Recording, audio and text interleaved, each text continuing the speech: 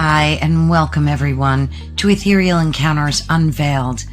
Today we are broadcasting live on the United Public Radio Network and the UFO Paranormal Radio Network, 105.3 on the Gulf Coast and 107.7 FM in beautiful New Orleans. Hello, everyone on this wonderful Friday. I'll bet a lot of you are very happy that the weekend is approaching.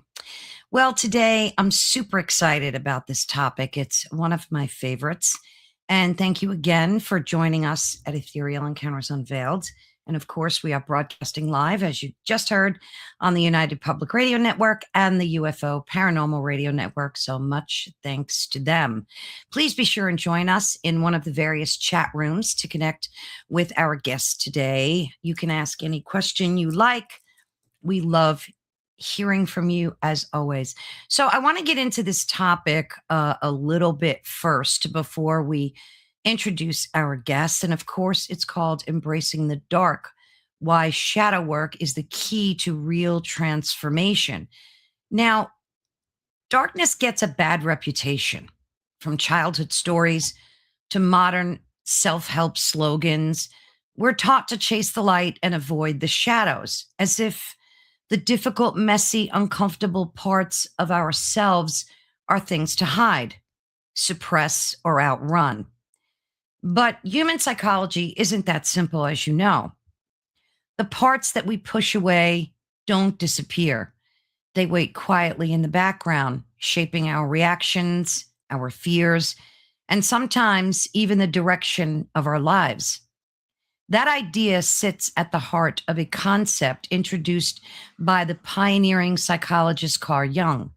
Jung believed that every person carries a shadow or a hidden aspect of our personalities that we've rejected, denied, or buried over time. And here's the fascinating twist. Those hidden pieces aren't just sources of pain or conflict. They can also contain creativity, strength, intuition, and untapped personal power.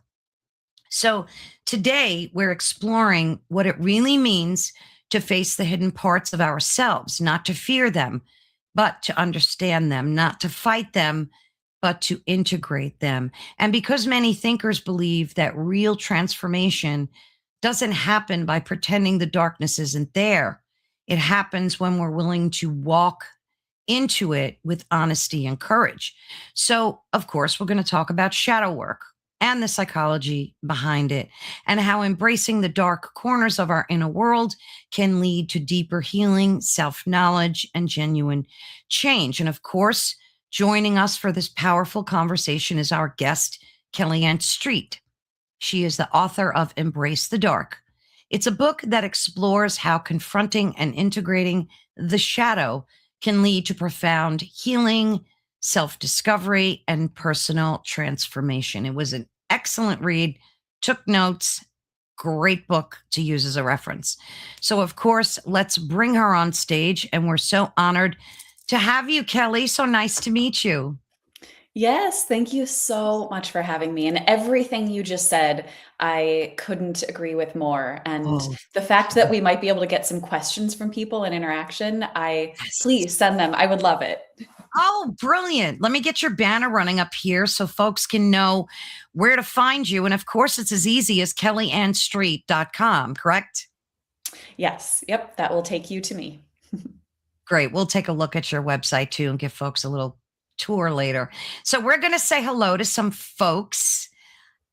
Ian, always a blessing to see you. And of course, Heidi, my star sister, love and blessings to you.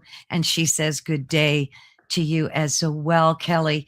And we're going to have people filtering in. And of course, we'll say hello to them. So I want to get started by saying, loved your book. It was an excellent read. One of the best things about doing these interviews is meeting people like yourself and reading the books. There's so much knowledge in that book. I was taking notes like crazy.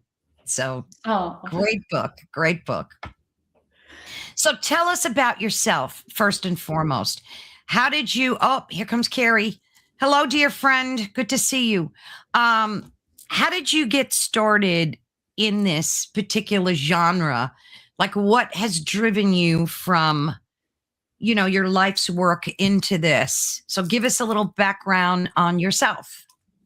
Yeah, thank you. So I think for me, where this really starts is I have been navigating depression since I was a child, or what we think of as depression. Yeah. I kind of come up with this premise in the book that to me, I'm not sure if it's depression or if it's just a need to do shadow work, a dark night of the soul, whatever we want to call it. But in the clinical sense, we would say depression. And so, because I was kind of walking that path throughout childhood, through my teens, through my 20s, and into my 30s, I had to do a lot of work with myself to figure out how do I get out of this, or how do I learn to live with this and integrate it. And Mm, through doing that, I always had this seed in the back of my mind that I was supposed to be a healer or supposed to be someone who helped others or was in service to others. And eventually that led me to the path of becoming a therapist. It was a second career for me. It was not what I chose to do right away, which we could get into more if anybody is curious. But um, navigating my own path, working on my own healing really led me to I need to do this work with other people because I mm, have figured out how to integrate this. I have all of these tools at my disposal. I want to share them and I want to work with other people because I don't want anyone to have to go as long as I did feeling the way I did. mm, And so I went to school, became a therapist, and now that is my background. And through the process of doing my own work and going through my master's program is when I wrote this book. And it's been a few years actually since I wrote the first draft of it. But the process of writing a book can be very long and can be its own dark night of the soul. And yes. so that's where we are today. That sounds brilliant. So, when did you first start to experience these feelings of what we'll just call it depression for namesake? What were you very young? Like, when did you know that something didn't feel right within you? Yeah, I would say honestly, probably 3 or 4 years old. And I think that had something to do with my family history and my family processing around death and around um, how we dealt with the darkness that comes up in life. And I tell a story early on in the book about how my brother and our cousin were in a very serious ATV accident. And through that accident, my brother was okay, but my cousin ended up dying.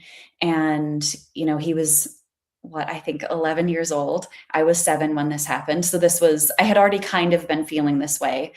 But then this incident happened and there was no therapy, there was no processing of it. It was just, he's in a better place now. And checking in with my brother to be like, is he okay? But no real deep work. And then there's me, a 7-year-old, who goes, okay, a child just died.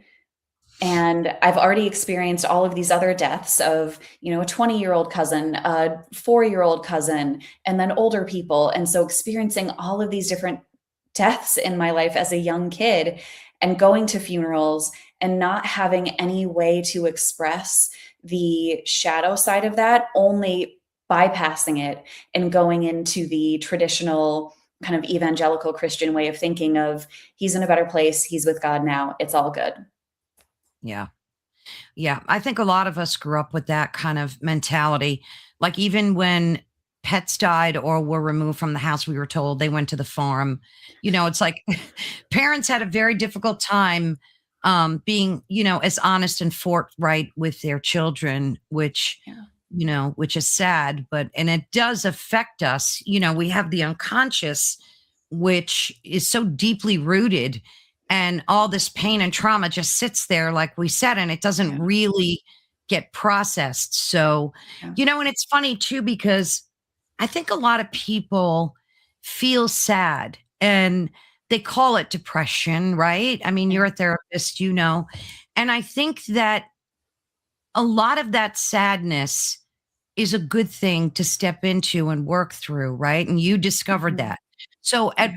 what point did you say, hey, because you mentioned you were always afraid of the dark in your book. So at what point did you say, hey, and how did you discover shadow work? So that's like a two prongs question for you. Yeah. Ooh, that is a big, deep question. How did I discover shadow work? Um, Really, I think just through the course of reading books about psychology, learning about Jung, and where I was really introduced to this concept of embracing the dark was I came across the book Dark Nights of the Soul by Thomas Mm, More, and mhm. not to be confused with the poem Dark Night of the Soul by St. John of the Cross, which is where Thomas More's book came from. But I came across Thomas More's book, and it just broke open something in me of Mhm. this isn't depression. This is something different. This is its own, this is this deep sense of disconnection, of self-abandonment, of melancholia, however you would want to refer to it. But this is something that lives in my soul. It isn't just some chemical misfiring in my brain. This Wow. is sort of a part of who I am. And maybe it can be a strength, maybe it can be a gift or an asset. And so that book really shifted how I looked at both what shadow work was, but also what this sadness and darkness or depression was that I was holding. Wow. Yeah, that's so powerful. You know, and I Mhm. think somebody just made a comment too that I found to really resonate. Ian said, we were on the farm and stuff died all the time. See, and when you grow up with that, you know, and you see that, you see Yeah. chickens die and animals die, it becomes a thing that you are not afraid of. Whereas in your case, in many people others' cases, death is a thing to be taught to be afraid of. How did you equate the darkness though? Like the fear I mean, all kids are Mm. afraid of the dark. You know, and that always interests me. Maybe you can help us clarify that. Like, why is it that children have this innate fear of the darkness? Is it because parents kind of instill that in them, or is it just a quality that we're born with? Ooh, that's a beautiful question. I haven't actually thought about whether we're sort of innate or born with it or whether it's something that comes up. But I will say for me, I think where it stems from, I'm going to talk about something that I don't normally talk about, which is I think that, this I will talk about, but my own personal experience I'll go into is children are just more sensitive to energies. They're more open. They have greater connection to that sort of other realms or other spaces that we don't normally touch into as adults or that we forget to touch Mhm. into as adults. And when you're a child and you feel those subtle energies around or you Mhm. sense spirits, and you don't have an explanation for it, or you go to your mom or dad or whoever your caretaker is and you say like, there's something in the dark, or there are monsters under my bed, and that gets denied, or that gets pushed aside, or you get told no, that's not real. You start to kind of not trust yourself, but also you have to kind of push that down and pretend, and so then the darkness becomes scary instead of, maybe, what if parents, my parents in particular, what if when I said that, when I said I was afraid, when I said that I saw things or heard things or felt things, what if instead they said, yeah, and maybe we can send them to the light, or yes, maybe, sure, maybe they're there. What do they look like? What do they want you to know? Can we do some sort of protection around you? Or can we maybe think maybe they're not that bad or they're not that scary? Because maybe if that had happened, if that was something that we could do for kids, they either wouldn't be afraid of the dark, or they wouldn't have that built sense of shame around Mm. being afraid of the dark. That's so perfectly said. I agree. A little validation goes a long way. And Ian also said environmental, we take cues from our surroundings and our parents. So yeah, that kind of ties into what you just said. And I fully agree with that. And something as an empath, I'm getting that you're an empath. Is that correct? Yeah. Yes. Yeah. Yeah. I kind I'm of not really I'm not like a traditional therapist. Like I talk about the weird woo stuff and good, good. I acknowledge that we have spirit guides, and Oh, when wonderful. I'll be sitting in with a client and we'll be talking about for instance, one of my clients, her dad passed away, and just session after session when we were going through things, I was like, your dad is actually here. I don't know if you feel him. And she was like, yes, I know. And I was like, are you listening to the messages he has for you? Because he's telling you to love yourself a little bit more. He's telling you to forgive yourself, to let this go.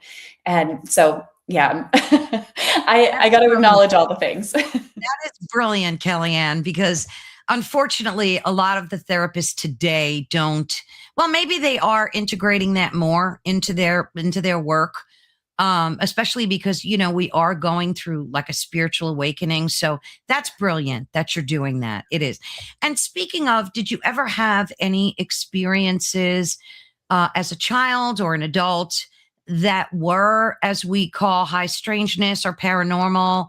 Like, do you encounter spirits from beyond, or like how thin is the veil for you in this world? I think for me, I wish it was consistent, but I do feel that it sort of goes in and out. It's something that I'm actually working on, sort of strengthening. I think probably your listeners, we've all kind of been there where we need to strengthen those muscles and get more in touch and have more regular connection. But definitely for me as a child, the veil was very thin. And then I kind of, speaking of shadow work, I pushed it into the dark and didn't acknowledge it for a long time. And then it came back and was like, no, you've got to face this. So I can distinctly remember at least one time as a young child, elementary school age, where I would be in my room, I would be in the dark, and or with a nightlight on, but I would be there and in the middle of the night, and I would just feel that there was something else in the room with me. There was Mm, someone else who was there. And I remember this one in particular where in the corner of my room by the door, there was a young, probably late teen, early 20s, in a black hooded sweatshirt, and they were dripping wet. mm. And someone had recently, unfortunately, gone off the road near our home Oh, and um, died in a car crash in the swamp that was near our house. And I know it was that person. I know it yeah. was them visiting me, and it wasn't until years later that I actually was working with a coach to kind of process some things and get in touch with more of my intuitive side again. Mm, And that memory came up. I had not recalled it for decades, and that memory came up again. And I told her about it, and we sent him to the light and let him move wonderful. on because he was still kind of stuck in between the realms. Wonderful. That is such a blessing to be able see, they see the light and they come to it. Yeah. So, obviously he was attracted to your light and came to you for help. So what you did for him was absolutely beautiful. Wow. That is powerful. Yeah.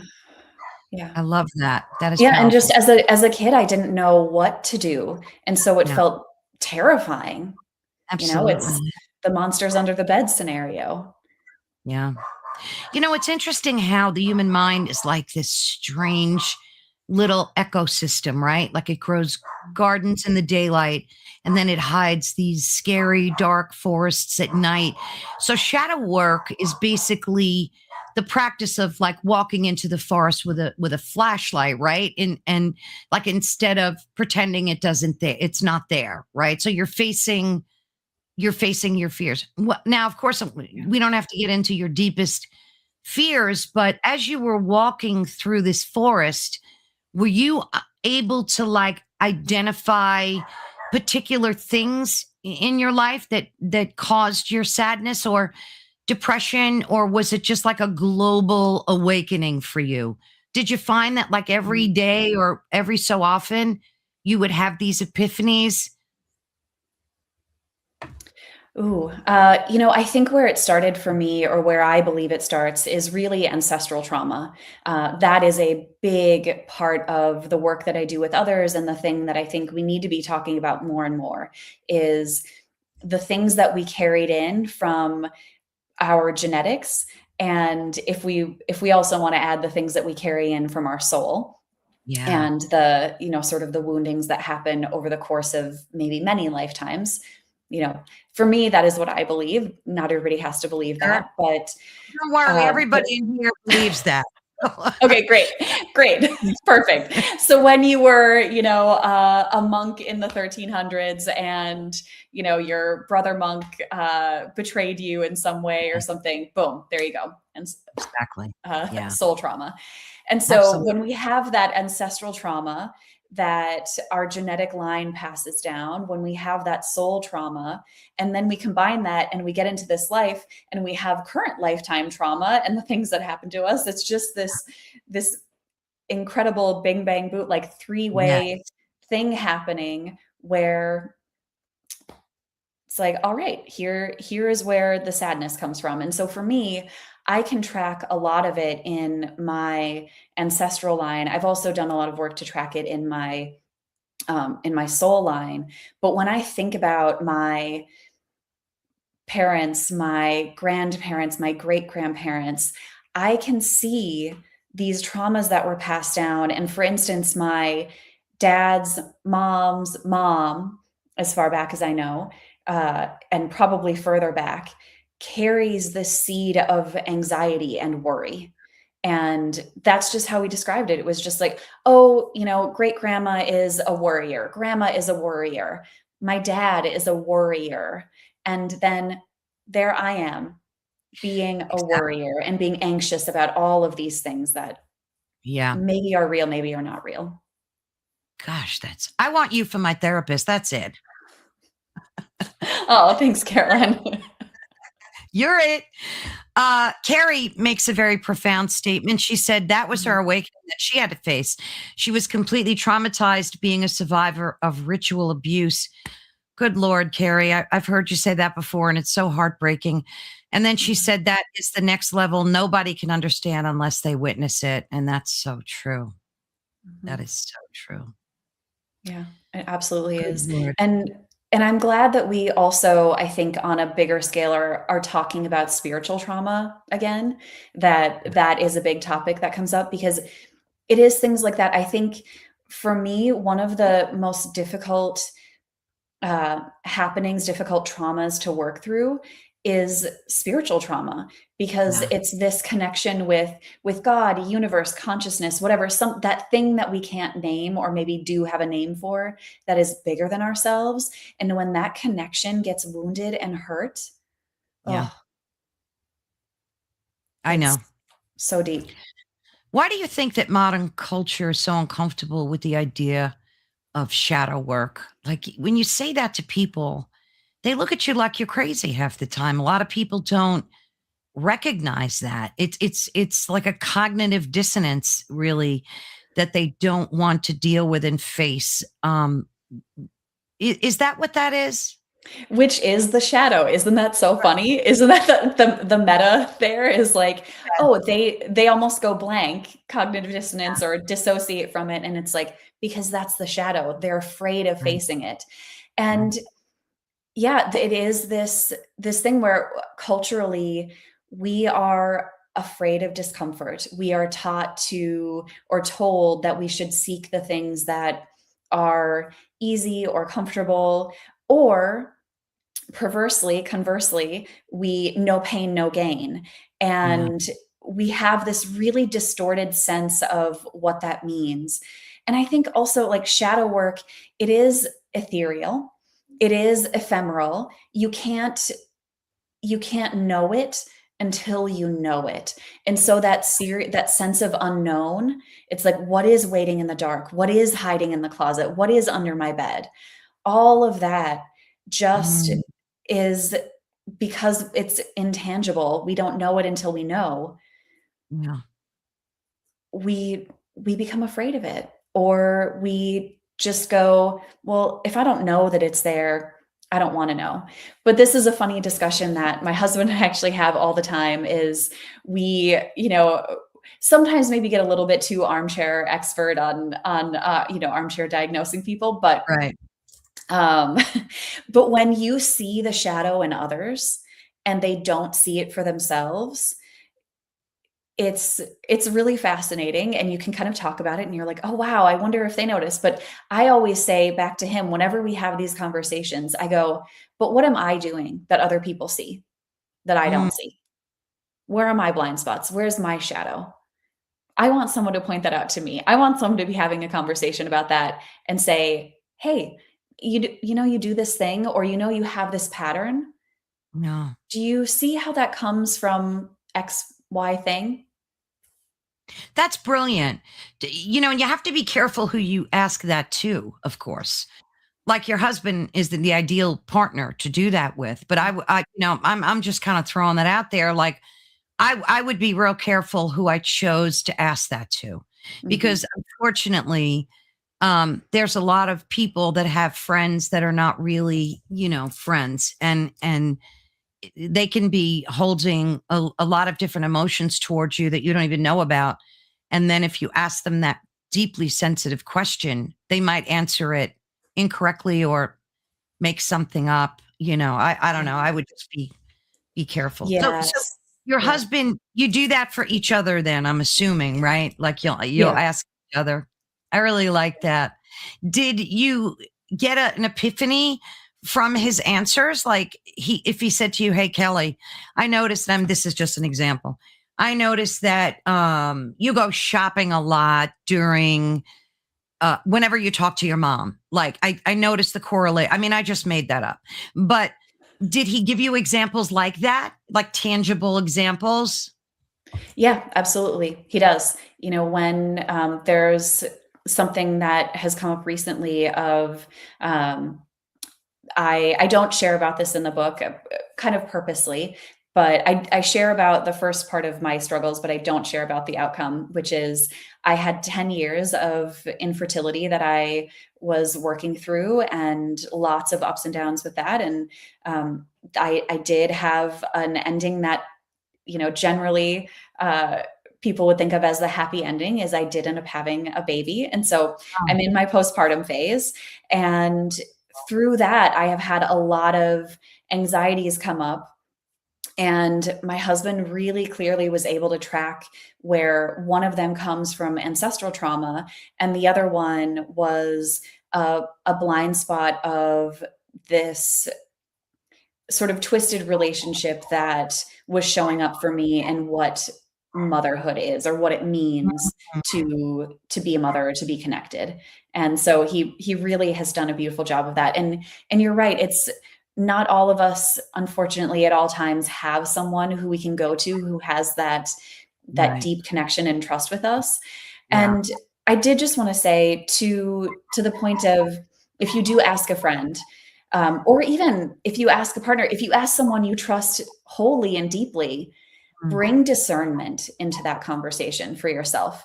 Because just because they know you well, or may see things that you don't see, you have to know within yourself and feel in your core that it is true for you. Because there are definitely times or things that my husband will say of, "Hey, I actually think this is connected to this," or dot to dot. And I'll say, that doesn't feel true for me. mm, Or there's a part of this that does feel true, but I think some of that is your stuff. yeah. And we can have this dialogue. And again, there's a lot of trust there, but really internal trust, that discernment with yourself of, do I know, does this hit, or does it not? That's a brilliant statement, because just because someone says it to you doesn't mean you need to validate that either. Or maybe it is his stuff and he's kind of just projecting that unknowingly onto you. It could Mhm. very well be, right? So that those are all such awesome points. And Ian said you're super lucky to have such an awesome husband. True, true, true. Yeah, I Yeah. am, thank you, and you know what? It took the second time to get it right. Hey, as long as you get it right, right? Yeah. Absolutely. Yeah. Yeah. I mean, I was blessed. My husband unfortunately passed away 4 years ago during the whole COVID nightmare. And I was married at the time for 45 years. I met him when I was 18. So we had a really blessed relationship and marriage with two beautiful children. Mhm. And I miss that connection so much.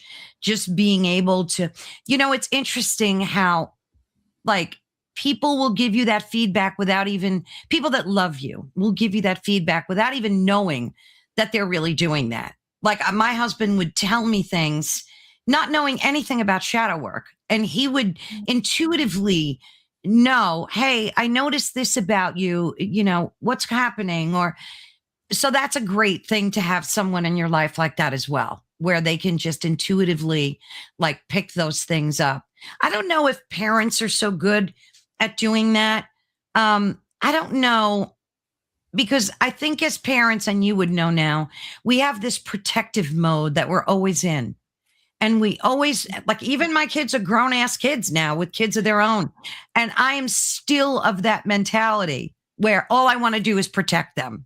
Like, so I'm Yeah. always like, the first thing out of my mouth would be to tell them to be careful. Don't do that. Don't go there. So I don't know if parents would be the greatest resource. I think a husband or a best friend would probably, I'm just saying, I think, yeah, soulmates do rock.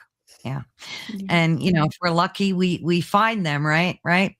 So, how does emotions like anger, jealousy, resentment play into shadow work? Because you can't get mad at yourself, right?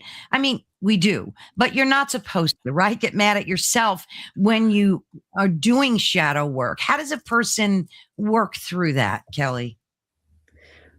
Ooh, I love these shadow emotions, anger, jealousy, shame. Almost perversely, I really just love them because I think they are so, that's where the gold is. That's where if you can sit with anger, if you can sit with jealousy or shame, you can really do some big, deep stuff. And so, okay, how do you hold anger, not be angry at yourself? I don't know, I would say I think it's okay to be angry at yourself sometimes. I think it's Mm, okay to feel into that and to know that and to process and accept it. And one of the ways that I love working with shadow emotions is journaling with them or journaling to them, is writing out of, if I write from this angry aspect of myself, from this angry part of myself, or this shame, like if I just only go from that, what do I want to say to myself? What do I need to get out? How do I feel? And mm, just dialoguing. And you can either write back and forth or you can just let that part of you monologue. God, And if you yeah. can do that and just free and let it flow, you will get to some really beautiful emotion that's underneath. Because, as we say in kind of the therapy world, is anger, guilt, shame, jealousy, those emotions are sort of the secondary emotions. There Mm, is something hiding underneath them. And I both love that, and also I think it can diminish how powerful particularly anger can be. But it is yeah. true that underneath anger there is often sadness, there is often grief, there Oh, is yeah. often, shame, something else that's kind of hiding under it. Gosh, that's so true. And that's why I love this topic, because, well, like, when I saw your name on the list from Llewellyn, God bless them, they're such a wonderful group. Yeah. I knew, I said, oh gosh, I got to talk to her, because I really want people to be able to look within and heal themselves. And we can all do it. They just need to know the hows. And that's why your book was so brilliant, because you've got little exercises in there, questions to ask yourself. perfect for journaling, write those Yeah. questions down and just have like a face to face with your own face, and just go for it. So Heidi says, honestly, my game changer was using those triggers that you just talked about to learn more, to go within, heal, and then level up. And the interesting thing is, I don't think, and correct me, please, if we're ever healed. I don't think we ever stop the journey, right, Kellyanne? Tell us about that. How does that work for you on a day to day? Yeah, we don't ever stop. This whole thing called life, and then whatever we wanna believe is beyond or what comes next. It's Yeah. all that is the beautiful part of the process, and it's also the hard part, it's the painful. It's why it does end up feeling dark sometimes, is that we come back to it. And so one of the things I talk about in the book is the idea that healing or that life is a spiral, and Mm, we are, there's, I think The Spiral Dance by Starhawk is a book that a lot of people are familiar with. And in that book, which is where I kind of came up with this, or came to that concept of the spiral, is this idea of life is a spiral. And either we're working down into a spiral or we're working up into a spiral. You can mhm. think about it either way. But that as we go around the spiral of life, we hit the same wounds again and again and again. And Yeah. so it's both from what I've seen of others, but also my innate belief is that we each have 2 to 4 kind of core wounds that we come into a life with. Yeah. And throughout our life, we just sort of, you know, go around and we hit 1, 2. So it's like, okay, romantic relationships are going to be hard in this lifetime, or Yeah. money is going to be hard in this lifetime. And so we come around and we hit it again and again, and then we get a break. We heal a little bit, we heal a piece of it, or we push it into the shadow and we don't deal with it. And then it comes back and really Oh, smacks us hard the next time around. But we go around and around and it gets a little bit easier. Like Heidi was saying, going into those triggers, it gets just a little bit easier every time we go around the spiral. yeah, I think it does. It kind of like morphs into something else that you have to deal with. That's why I love your analogy of a spiral, because it really is exactly that. You're going up through it or down through it. And this is so true as well. Heidi said she used to think that crying, sad crying, anger was low vibration, but they're absolutely releases, right? Yeah. Yes. Yeah, I get there is, oh gosh, I can't remember exactly um, who came up with this. Was it Esther Abraham Hicks? I think maybe Ah, this, the emotional ladder, and anger is down at the bottom. right. They're like, oh, this is the level of, you get to, joy or Mhm. happiness or whatever at the very top. And I take a lot of, um, I get really frustrated with that view of how emotions are. I don't think we should rank them. I don't think that they're low vibration or high vibration. They just are. It's kind of like the idea of the light versus the dark. Maybe the dark doesn't have to be evil or bad or scary. Maybe it just is. Yeah. Gosh, that's so true. And it's so interesting to watch, like, people on social media. I notice that when it comes to regulating emotions, you've got a group of people that don't know how to do that at all. They're on there screaming and yelling and crying and having meltdown after meltdown. And then they feel the need to share it with the world. So these people really need to do some shadow work. Maybe that is their shadow work. I don't know. I just find it so interesting because I grew up with the internet and the evolution of it. And I never saw stuff like that back in the day. It's just so amazing. I don't know. Is that shadow work where you're just getting on social media and screaming and yelling it out? Like, what is that? Maybe as you were saying that, a thing I was thinking of is that feels like there's a really young child inside of them that Right. didn't get validated, that did not, maybe when they cried as a kid. I mean, it could be twofold. Ooh, it could be that on one end of the spectrum, their parents or caregivers, their attachment did not acknowledge their pain. but it Ah, could be all the way on the other side of it, where the only time they ever got attention was when they cried or they were in pain. right. That's an excellent point. Like the kid in the grocery store. You see some parents right away, as soon as the kid starts screaming and throwing a tantrum, right, they give in. And Mhm. some parents ignore it. So it's such a, people think parenting, just have a kid. Oh, it doesn't come with a manual. It's so difficult. It's so, speaking of kids, there's my daughter calling me. Um, it just is. It's a process that, when you want to take what you've learned and you think is good and then transmute that onto your own children. But sometimes that doesn't always work, right? Because you're still working through your stuff. So Mhm. how do we Yeah. protect our kids from that? I mean, I the long and the short answer is we don't. yeah, There and yet there's nuance to that. So we do have to own what is our stuff. So I think when you were saying earlier that maybe a parent isn't the best one to point out that shadow for their child, right. is yeah, because often we will layer our own stuff onto our children. Yes, And some of absolutely. that is natural because, they're especially if they are genetic. This can also be non-genetic, it's just I have a very wide belief of what parenting and family is because I also have a stepchild, and Ah, that I have been her mother since she was 4 years old. So um and so for me, like, I put my own stuff on her all the time too, and I'm not her biological mom. right. And so we have this tendency to we because when you love someone, like, you feel, especially a child, like, you feel the pain that they feel, and so you have a Yes, tendency to layer your stuff onto them. And so if you can, in the moment, try to separate your pain from their pain and right. just be there with their pain.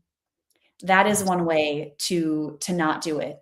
But the other part of it is that we kind of can't prevent our children from going through difficult scenarios or having difficult things happen to them because they also have to experience adversity. And that exactly. is because the things that we go through in life, the hard things, that is what teaches us. That is what helps us to grow. Oh, That is God, what yeah. makes us, strong, resilient. That is Yeah, what teaches us who we are at our core. yeah.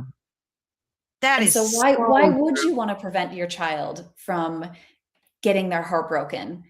Because in Right. the moment, yes, painful, it hurts.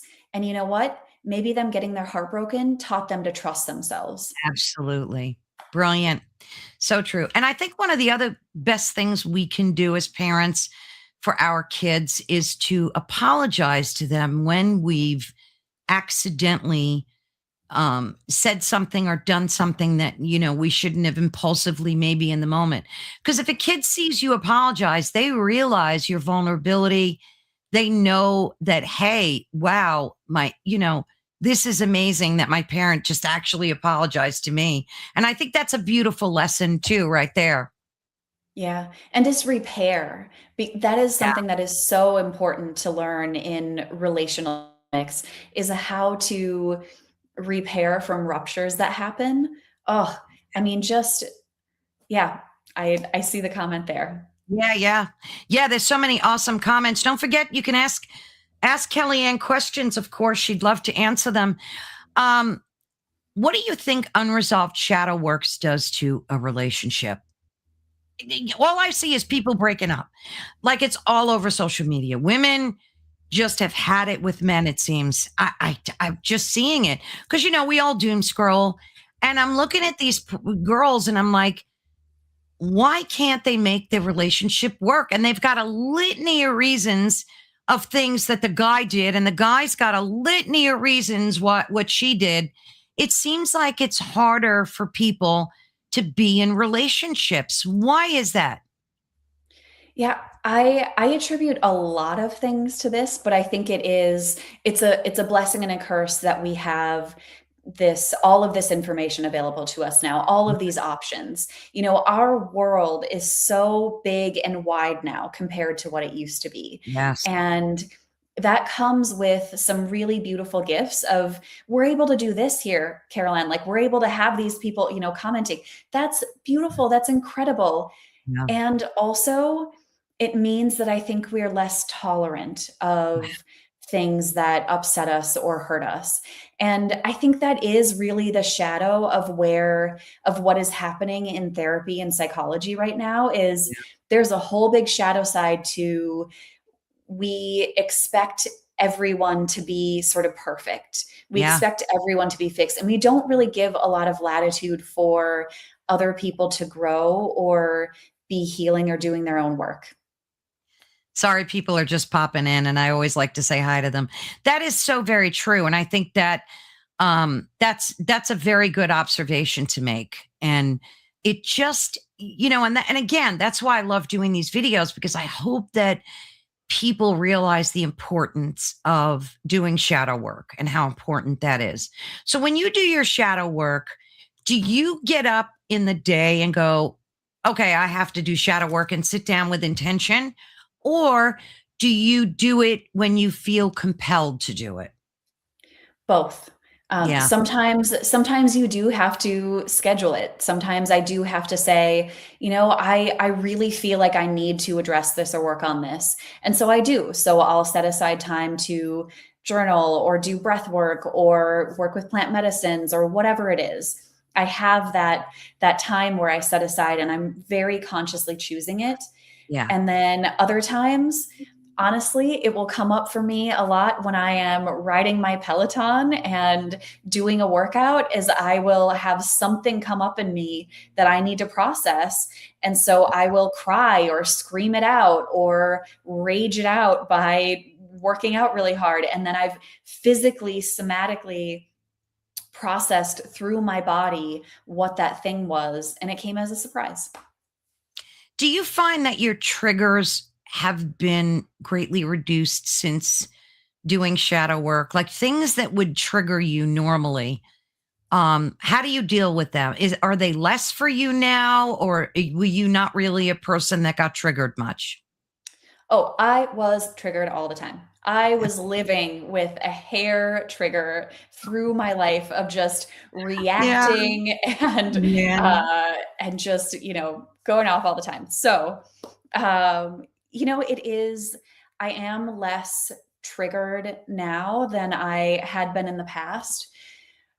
I'm a little bit more, less reactive and more responsive, Yeah. but I definitely still get triggered all the time. Oh, we're I'm human. a I'm I a mean, person, yeah. yeah, exactly. We're going to get triggered. But the interesting thing is, once you start doing shadow work, you think before your trigger comes out, right? Like at least I do. So like I'll give you a perfect example. Me and my sister, we're like this. Like we were born 3 years apart. We're very close. And you know how sisters are, right? You could always be at each other. Yeah. But now the things that would trigger me, say when we're out shopping or something, I it's amazing. That's one of the blessings of shadow work is now I'm capable of thinking about it first. So like if I get the emotion, I'll go, okay, where is this coming from? And that's like the first thing I'll ask myself. And that quells it 90% of the time. Does that work for you? And the Liebercast, who I've had on my show, and we've talked about shadow work, and he's exactly correct. Introspection, acceptance, acknowledgement, and resolution, right? Yes, absolutely. I call what you just mentioned, I like to refer to it as the observer. And so I think about it as watching myself or watching what happened. Of I feel it, I have that big reaction, and I Yeah. go, "Oh, where is this coming from?" Yeah. And I kind of like think internally in my system of, all right, if I were just looking at what happened, what was it that triggered it? What was it? Where does this come from? Yeah. And in those moments when I become the observer to it, I step outside of feeling the emotion and being Yes. so deeply in it. Isn't that brilliant? It is such a valuable skill to have. It really is. And it's a good skill to teach your children too. That's a Mhm. great skill to teach them because they're explosive by nature. So, Yeah. getting a kid to like just kind of regroup, like Heidi just said, she tells herself to regroup. Mhm. It's so valuable. It's so healing, right? What are moments like for you? Like, say a month passes and you hypothetically say, wow, I haven't really felt the need to do any shadow work in the past, or nothing as intense as I normally do. Do you question that? Does that happen to you? And if so, what's your reaction to that like?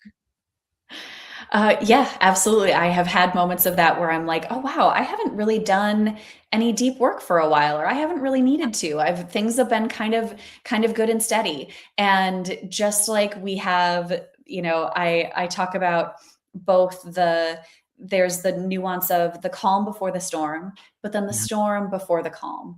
And we weave back and forth between those two. And so it's not that and for me, this used to be a when is the other shoe going to drop?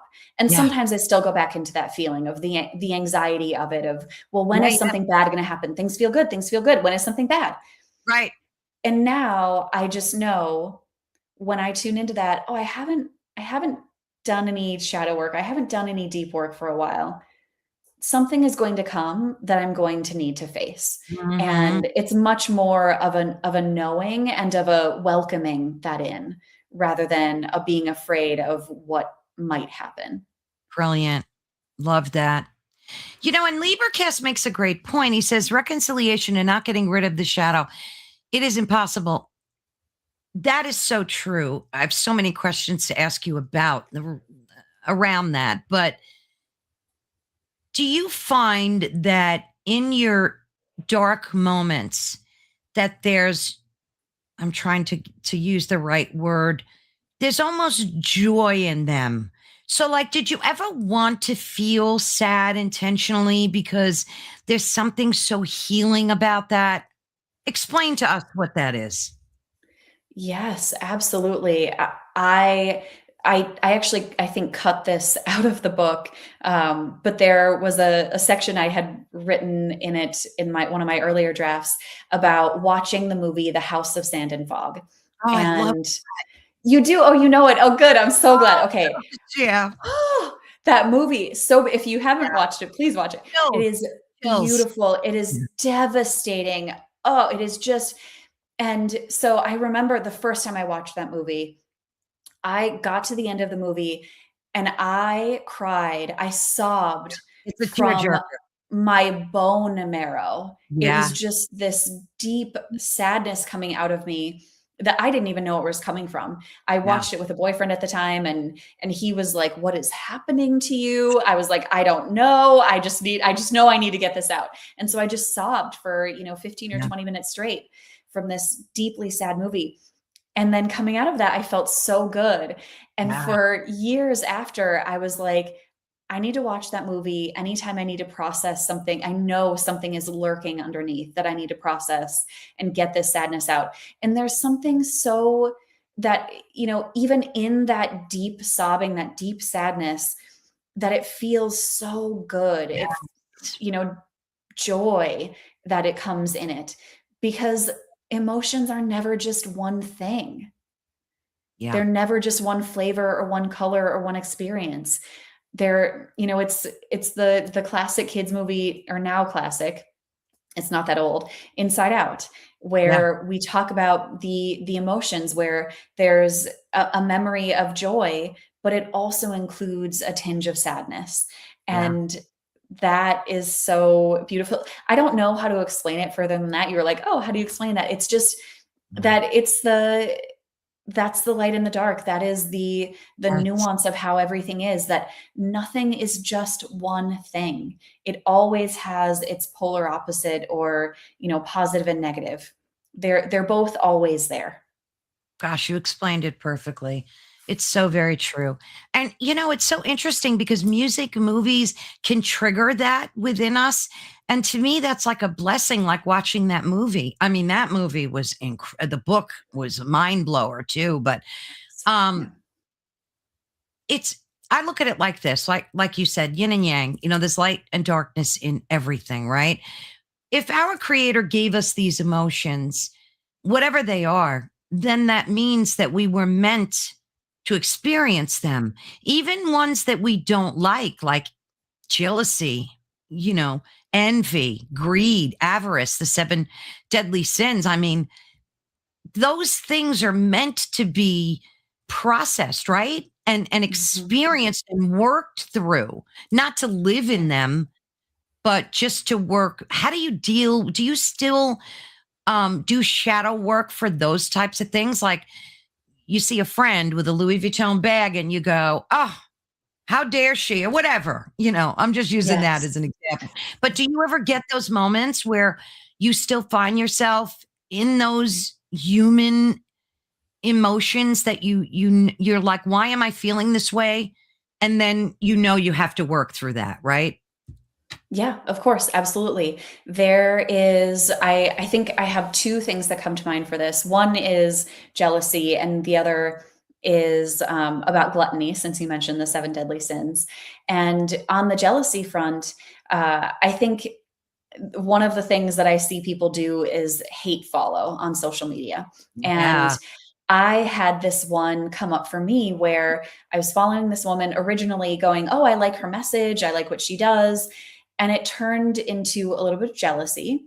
And then it started to turn darker and it turned into envy. And then eventually I was like, oh, I can't believe her. I can't believe people like her, her following. She's so fake. She's so this. And I was like, oh, I am hate following this woman. That is what is going on? What am I really feeling? And what I was really feeling when I did shadow work around it was that I was seeing her living completely authentically, confidently, believing everything that she says, which can have some danger to it. But really, truly, I was seeing how fully she was living as herself. And I was not able to do that. And so it made me hate her. Wow. First of all, that's so brave to even talk about. So commend you on that, because a lot of people wouldn't admit that. And I think it's a brave and beautiful thing. We all do it. Mhm. Every human on the planet does that. And you're right. It's so important to look at and do work around that alone. And that's just one example of so many. Yeah. Yeah. So, So on the gluttony side yeah. of things, this is one where it's actually like a really, I think, a really beautiful form of shadow work, which is which is that I have struggled with disordered body image and eating Mhm. disorders for most of my life. I am 39 now and went through periods where I was almost hospitalized and Oh, just geez. really dark places there. And one of the things that happens when you get pregnant and are growing a life inside of you is that you have to eat and your body changes, and that Wow. that can be a really dissociating experience. Luckily for me, I actually didn't. I really took that in, and it No. wasn't as hard for me. But coming out of that pregnancy and going into breastfeeding, you get hungry all the time and you're constantly hungry, you're constantly thirsty, Sure. eating all the time, at least I was. And the the way that I was able to actually heal and work on those parts of myself that had the disordered eating and the disordered body image Mm. through pregnancy and into this phase of my life where I'm like just constantly eating hungry all the time is so beautiful, where instead of me going, oh, my body doesn't look the way it used to, this is bad, I'm eating all the time, Yeah. I'm going to get, I'm all of those thoughts that used to go through my head, now I'm seeing them in a totally different way. And Mm. I'm in this phase of, I am pretty gluttonous, and yet I'm like, yep, I got to feed my body because I got to feed this baby. And I'm just doing this thing. And it really has shifted the perspective. So it took something that was in the shadow for me that I really struggled with still, and then brought it to the light. That's a beautiful example. Thank I you. mean, the work that you're doing for yourself is amazing. And I'm seeing all these experiences help all of your clients in your practice too, because there's nothing more real than experiencing that yourself. So many therapists, they learn things in a book, and then they try to help people, and it's like crickets. There's no helping them, but experiencing them like you did and are brilliant, Kellyanne. Perfect. I mean, what Thank you. would be your first, like, what advice would you give to someone who's afraid to do shadow works and look at the darker parts of their personality? Like, where do they begin? Yeah, I always begin with people from a place of how can you build self-compassion and self-trust? Because Mm, that is where you need to be. You need to have even just a drop of self-compassion and self-trust to be able to go into the shadow. Because I think why people are most for most people, the reason they're afraid of going into the dark and doing shadow work is mhm, that they are afraid they are broken. They are afraid that that's all that exists is the dark or is the shadow, or that they won't be able to get out of it. And so, if they can come to it from a place where they trust themselves, they believe that they are actually good inside, or that there is something in them that is good, that's where you can come to shadow work and be able to go into that. I have one client that I think of who I've been lucky to work with her for a few years now, and we have worked so hard on getting to a place where there's even I think I think we got to like there's a thimbleful of a belief in her that she is good, that she has goodness. And once we got to that, she was able to let a little bit more light in, a little bit more light in, and then start to work into the dark because she was so afraid before that if she looked at the things that were hard or the sort of mhm. so-called negative aspects of herself, that that's all she would see. And that's all she was seeing. Conversely, when you Sure. think that there's only the dark there, you're only That's going to all see you're the going to dark. see. Yeah, because your Yeah. brain will look for the things that you keep telling it, right? Our Yes. brains are designed that way. So if you keep, Yes. crap talking yourself, your brain's going to turn that into your reality, right? Mhm.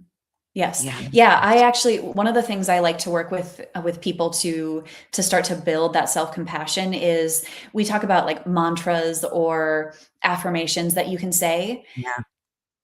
If we don't work with an affirmation that we can actually believe is true, it's not going to help. It's not going to work. So you have to start with an affirmation or a mantra that you can actually believe is possible. So if you try to go to an affirmation of every morning like I love myself, and then that little Mm, voice goes, "No you don't," or "But you're unlovable." ooh, yeah.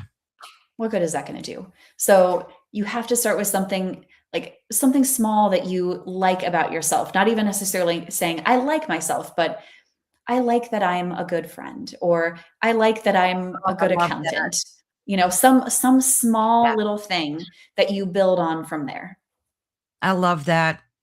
I once spoke to more than once. I had this uh, very famous psychologist on named Jerry Marzinski, and he worked in a psych ward for decades. And long story short, during his tenure, he discovered early on that schizophrenics experience those voices and they were demonic.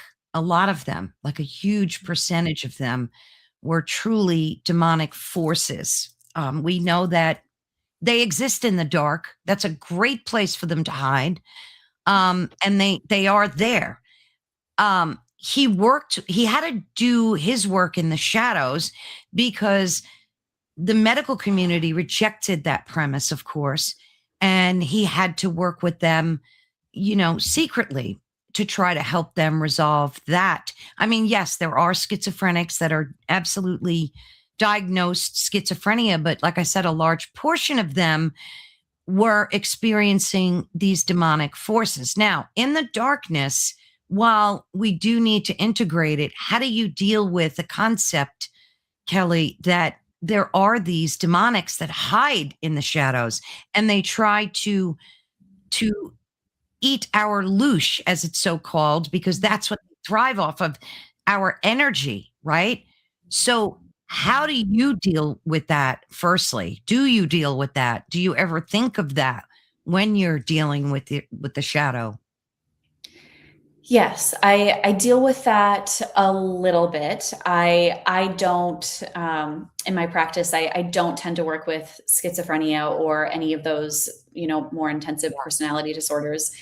But um, how I deal with that is I am trained in internal family systems therapy.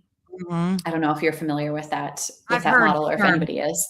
But the way we think about with internal family systems therapy, the internal family system comes from this idea that inside of us, we all have a variety of aspects or parts. And, this, they call them parts, but I will sometimes say aspects.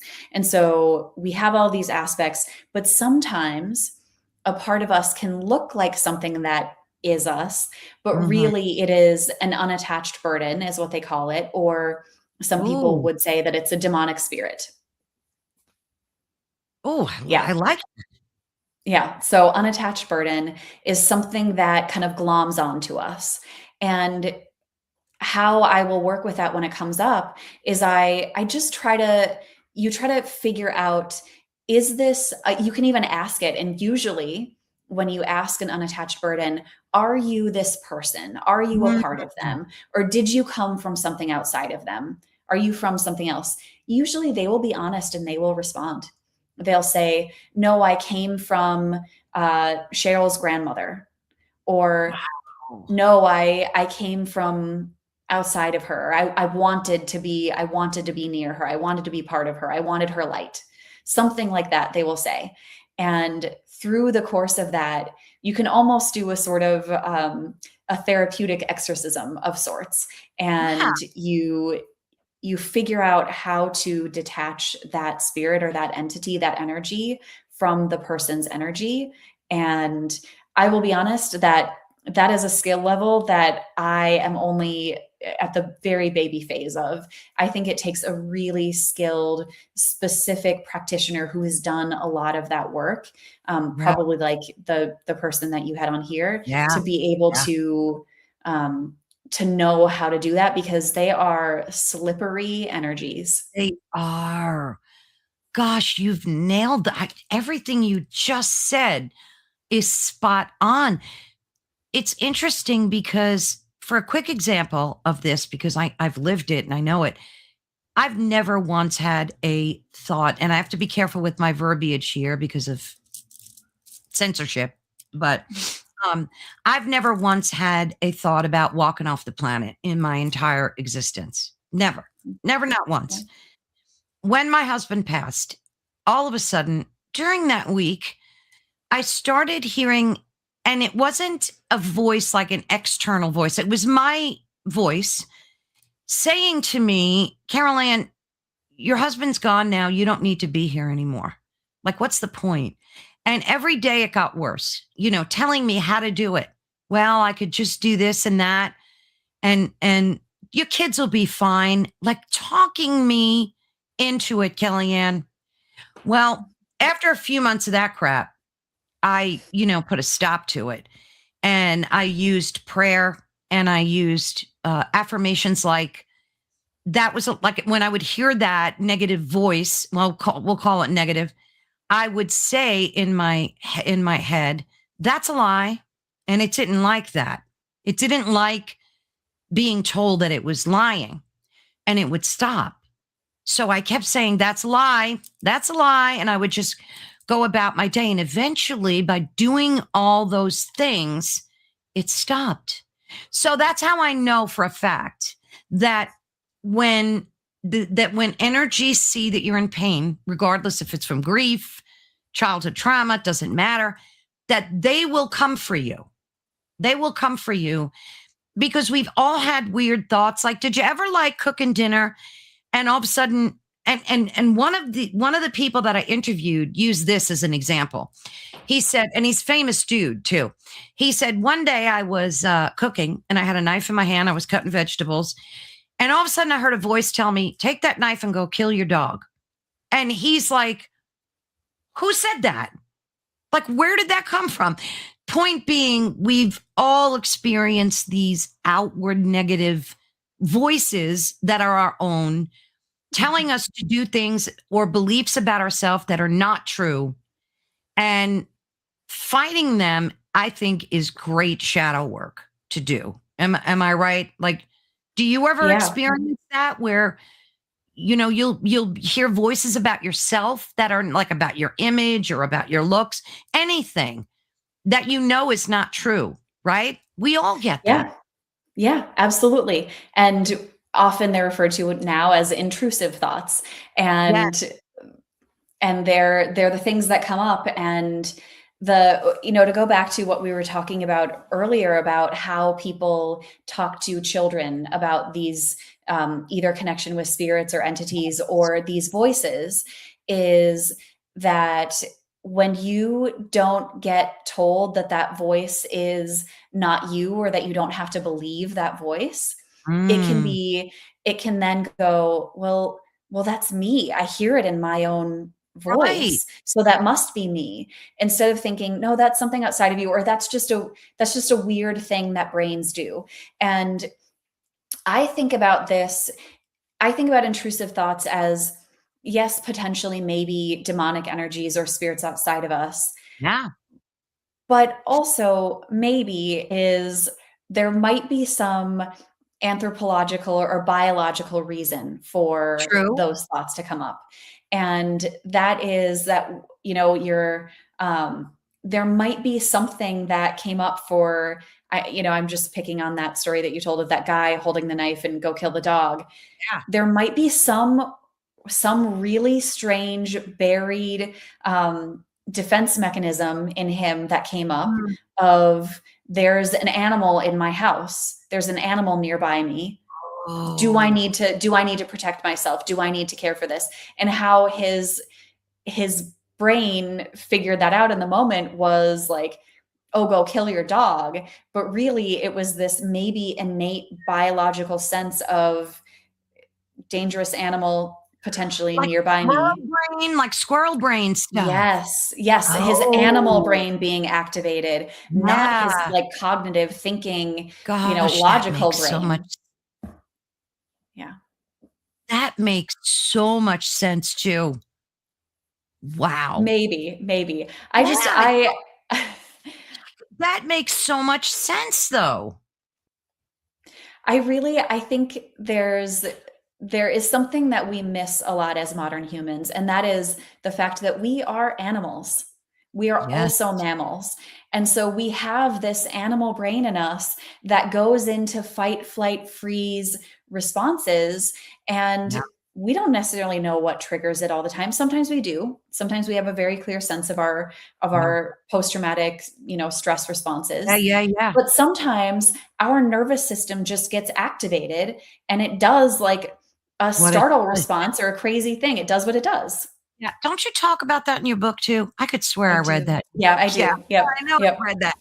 I know I read that somewhere. So, Carrie, yes, what makes it tricky is removing not only personal dark entities, but dark entities overshadowing personal parts. On the spirit side, I use the courts of heaven to remove contracts of agreement. Maybe, Kellyanne, it's all of that we just talked about, right? Yeah. Yeah. I think Maybe. nothing is ever just one thing. It could be all of those things, and Yeah. or it could be, one thing that works for one person might not work for somebody else. And so however it works for you or myself or anybody else who's on, to manage those Yes. intrusive thoughts, those voices that come up that are not you, are not for your highest good. Yes. Or maybe sometimes those voices are getting you to face the dark and are getting you to connect with how you're reconciling your mortality. Gosh, that's so true. Wow, a lot of epiphanies during this conversation. Oh my word. Um, okay, so I want to show your website because I always like to do that. Let me add it to the stage here. You guys put a lot of work in your websites, and I always like for folks to know where they can find you and so on. So here's your website. And of course, oh, you've got your courses here. Tell us a little bit about your courses and what you're offering folks. Yeah, so my courses are similar to kind of the practices that I have in the book, where they are basically the creating rituals course. That is an 8-week course where people go through, and it's making your life a little bit more intentional, all the way from the way that you eat to the way that you get ready in the morning, and everything in between. And it's just creating all of these, practicing for 8 weeks every day straight, practicing one small 5 to 15 minute little thing that you can do to make your life more intentional on a daily basis. And then Plan, Manifest, Grow. That is my course that's my original course. I love it so much. It is, has three elements: the planning phase, the manifesting phase, and the growing phase. And so the growing phase happens first. Maybe I just liked the way those words flowed, so I put it that way. But the Yeah. growing phase is getting to know yourself on a really deep level. What are your values? Where have Mhm. you been? Who are you? Manifesting, what do you want to create for your future? What do you want to create in the next 10 years, 5 years, 3 years, 1 year? And then plan is where I help walk people through how to take the person they've been and who they Mm. want to become, and then actually put into action what they can do over the next 90 days and then year to get some things accomplished. And that course, Plan, Manifest, Grow, comes Yeah. from the work that I did before I went into becoming a therapist, which was, I was in marketing, but I was also in business leadership. And so I would teach companies how to do the things that I teach in this course for Oh, their wow. business. And then I went, why aren't we all doing this for ourselves in our life? Like, Yeah. why aren't we figuring out our core values? Why aren't we planning out what happens in the next year? And so on. Wow. Now, do you do this through Zoom? Like, is it a group that you have of people, or is it a one-on-one thing? Like, how does that work? Yeah, these courses are, people go at their own pace. They do them on their own. And so that is challenging for people to keep up with it sometimes. I think you have to then be responsible for your own work and your own healing. But I do check in with people over email when they buy Oh, one of my that's good. courses. I'll say, "Hey, I noticed that you've only done the first week, or you haven't started the course yet. Do you need any help?" And but it's kind of a nice way for people to, who are self-motivated and who do have good practices about doing these things on their own, for them to add something new in, or just kind of shake up the routines that they do Yeah, in their yeah. daily life. Because sometimes people like to do things on their own. They don't Yeah. want to like be rushed into like a Zoom meeting and have to take Mm. notes in a hurry. So I would be one that would appreciate courses like that I could do self-paced and nobody bothering me. And Yeah. so that's brilliant. That's wonderful. Now, what else do you have going on here? Yeah. So Um, I have also my practices on that tab. I have some free meditations that people can just oh, how download nice. and do some meditations. And I'll be adding some more in the next few months here. But That's yeah, so so lovely. yeah. So you've got inner child journey, to Mhm. the river meditation, meet your spirit animal. I'm going to do those. Wandering along the path. So, what are those? Are those videos or how do they work?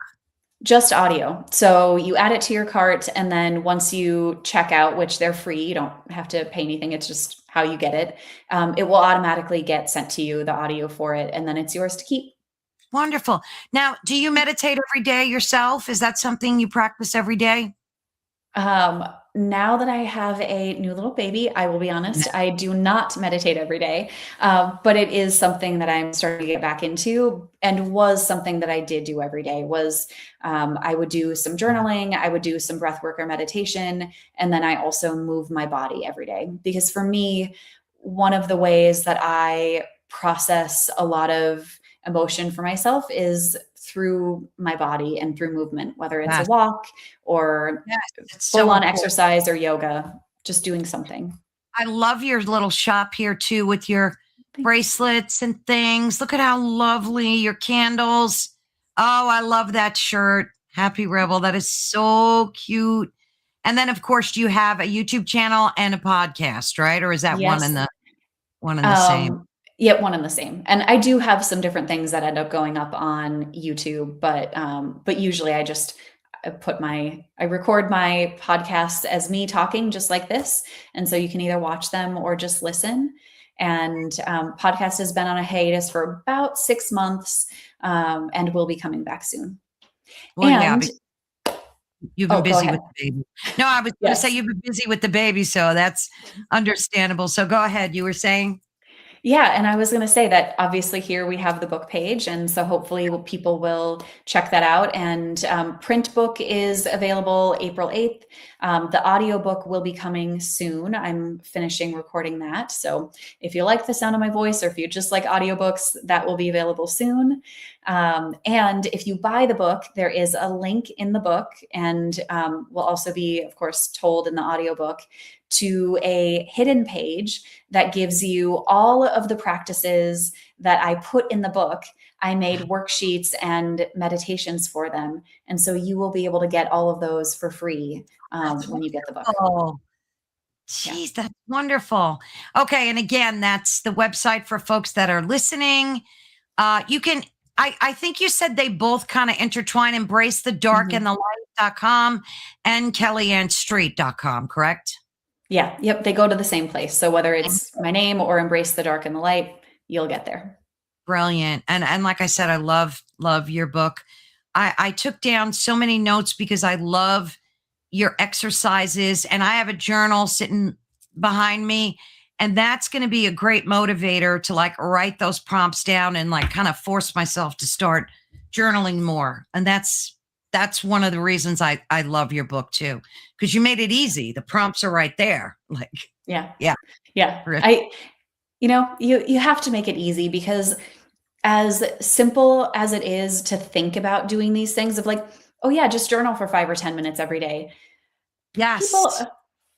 we are busy, life gets in the way, life interrupts us. And so if you can make it simple, if you can just do a few minutes a day, one question a day from the book, start small, start simple, just do Yes. that. Yeah, don't overwhelm yourself. You Yeah. know, and it's funny because like at night, I find for me, like I'll take my journal into bed while I'm watching TV and then I'll, sit there quietly. I'll put the TV on mute and that environment just of being relaxed is good for me. Some people journal early in the morning. You got to do what works for you, right? Mhm.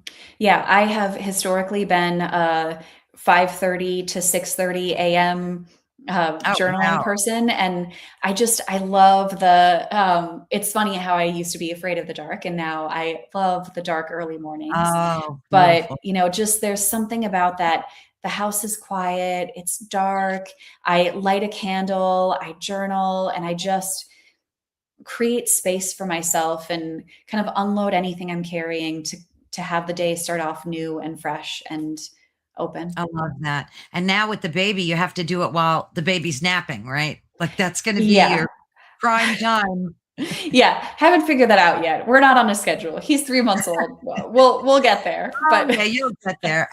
Absolutely. So, what are you working on now? I know you've got the baby, but in your head, do you have anything like another book that you're looking to write, or what's going on up there? yeah, so I am just getting back into my one-on-one work with people in the next couple of weeks. So that will be step one, along with bringing this book out into the world. But I am starting to outline book number two and Wonderful. go from there. And I'm very excited about that. It will definitely be kind of a sequel to this book. Brilliant. Yeah, I could see where, like a part two would be perfect to follow Mhm. right through because you're learning too as you're, evolving. And I bet you're taking notes like crazy too, right? Jotting stuff down, getting Yeah, it all absolutely. ready. Then Yeah, both the notes app on my phone, and then I have an outline that I'm starting to work on for book yeah, number 2. So yeah. Great. very, very It's excited for been that. such a blessing speaking with you today. The 90 minutes shot by so fast. It's It did. crazy. It did. But we've Yep. learned so much, Kellyanne. Blessings to you for helping people heal. You're really doing, what you're destined to do. Like you said, your life's work. And I can't recommend your book any more than I have already. It's truly brilliant.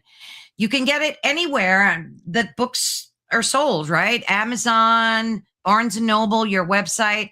So, folks, yeah, and I'm not an audiobook person. I like either Kindle or the real book in my hand. But you made sure everybody's going to be able to watch, listen, do what they need to do, and don't forget to check out Kellyanne's YouTube channel as well. Subscribe. I made sure to do that. That helps a lot too.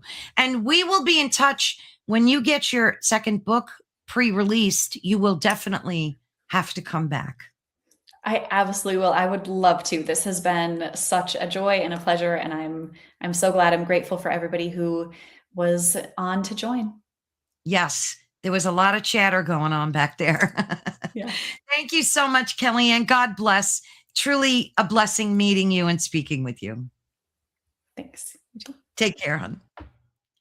Well, that was incredible. I love conversations like this. They leave me reeling for days as I'm doing my own shadow work, and I hope that everyone listening got some benefit out of that as well.